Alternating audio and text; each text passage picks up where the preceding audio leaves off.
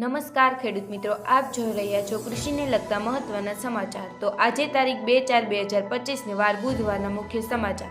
તો સમાચાર તરફ નજર ફેરવીએ તે પહેલા મિત્રો આ વિડીયોને લાઇક કરી અને ચેનલને સબસ્ક્રાઇબ કરવાનું ભૂલતા નહીં। પહેલી તારીખથી નવા નિયમો। ડુંગળીની ખેતી કરતા ખેડૂતો માટે મોદી સરકારે એક મોટો અને રાહત આપનારો નિર્ણય લીધો છે। કેન્દ્ર સરકારે સત્તાવાર રીતે ડુંગળીની નિકાસ પર લાદવામાં આવેલી 20% ડ્યુટીને હટાવી દીધી છે। આ નિર્ણય આગામી 1 એપ્રિલ 2025થી લાગુ થશે। આ પ્રતિબંધ 8 ડિસેમ્બર 2023 થી 3 મે 2024 સુધી લગભગ 5 મહિના સુધી અમલમાં રહ્યો હતો। ત્યારબાદ 13 સપ્ટેમ્બર 2024ના રોજ 20%ની નિકાસ ડ્યુટી લાદવામાં આવી હતી, જેને સરકાર હવે દૂર કરી શકે છે। વિદેશમાં પૈસા મોકલવા પર 10 લાખ સુધીની રાહત। આજથી જે લોકો વિદેશમાં અભ્યાસ કરતા પોતાના બાળકોને 10 લાખ રૂપિયા સુધી મોકલી રહ્યા હતા, તેમને મોટી રાહત મળી છે। હવે 1 એપ્રિલ 2025થી 10 લાખ રૂપિયા સુધી વિદેશ મોકલવા પર કોઈ TDS ચૂકવવો પડશે નહીં।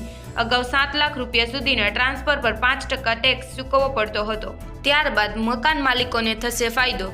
જેઓ ભાડું કમાય છે તેમના માટે પણ મોટો ફેરફાર કરવામાં આવ્યો છે। અત્યાર સુધી ભાડા પર TDS કપાતાની મર્યાદા 2.4 લાખ રૂપિયા હતી, જે હવે વધારીને 6 લાખ રૂપિયા કરવામાં આવી છે। આનો અર્થ એ થયો કે મકાન માલિકોને હવે દર વર્ષે 6 લાખ રૂપિયા સુધીના ભાડા પર TDS કપાત નહીં થાય।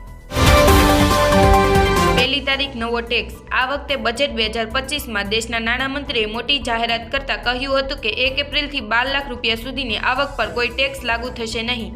આ ઉપરાંત પગારદાર લોકો પર 75,000 રૂપિયાના સ્ટાન્ડર્ડ ડિડક્શન માટે પાત્ર રહેશે। આનો અર્થ એ થયો કે 12.75 લાખ રૂપિયા સુધીની વાર્ષિક આવક પર કોઈ ટેક્સ નહીં લાગે, પરંતુ આ નિયમ ન્યૂ ટેક્સ રિઝીમ અપનાવનારા કરદાતાઓ પર જ લાગુ પડશે। 1 એપ્રિલ મિનિમમ બેલેન્સ। 1 એપ્રિલ 2025થી દેશભરમાં બેંક સંબંધિત ઘણા નિયમો બદલાવા જઈ રહ્યા છે। SBI, Punjab national bank, Canara bank અને કેટલીક અન્ય બેંકોમાં લઘુત્તમ બેલેન્સ સંબંધિત ઘણા નિયમોમાં ફેરફાર કર્યા છે। હવે આ બેલેન્સ તમારા ખાતા શહેરી, અર્ધશહેરી કે ગ્રામીણ વિસ્તારમાં છે તેના પર આધાર રાખે છે। નિર્ધારિત રકમ કરતાં ઓછી બેલેન્સ રાખવા બદલ તમારે દંડ પણ ચૂકવવો પડી શકે છે। ચેક પર નવા નિયમો। RBIએ 50,000 રૂપિયાથી વધુના ચેક માટે પોઝિટિવ પે સિસ્ટમ ફરજિયાત બનાવી છે। આ સિસ્ટમ હેઠળ ચેક આપતા પહેલા તેની સંપૂર્ણ વિગતોને બેંકમાં ઇલેક્ટ્રોનિક રીતે આપવાની રહેશે, જેથી છેતરપિંડીની શક્યતા ઘટાડી શકાય।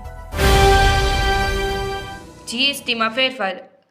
1 એપ્રિલથી GST નિયમોમાં ફેરફાર થયો છે। હવે goods and service tax portal પર મલ્ટી ફેક્ટર ઓથેન્ટિકેશન હશે, જે કરદાતાઓ માટે વધુ સારી સુરક્ષા સુનિશ્ચિત કરવા માટે ફરજિયાત બનાવવામાં આવ્યું છે।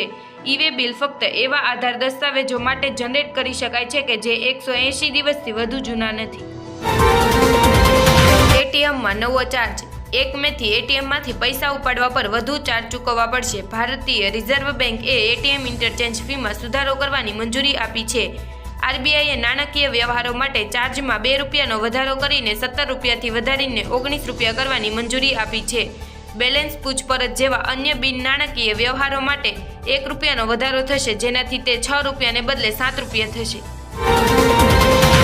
નવો ફેરફાર। કોમર્શિયલ ગેસ સિલિન્ડરના ભાવની સાથે તેલ કંપનીઓએ કોમર્શિયલ ફ્લાઇટમાં વપરાતા જેટ ઇંધણના ભાવમાં પણ ભારે ઘટાડો કર્યો છે।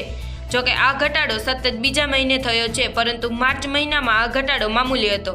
આંતરરાષ્ટ્રીય ફ્લાઇટ માટે જેટ ઇંધણના ભાવ પ્રતિ કિલોમીટરે $50થી વધુનો ઘટાડો જોવા મળ્યો છે। એરલાઇન્સ માટે કોમર્શિયલ ફ્લાઇટ કામગીરીના કુલ ખર્ચના 40%થી વધુ ખર્ચ ઇંધણ પર થાય છે। એવામાં ઇંધણના ભાવની અસર ફ્લાઇટ ટિકિટ પર જોવા મળે છે, પછી ભલે તે સ્થાનિક હોય કે આંતરરાષ્ટ્રીય।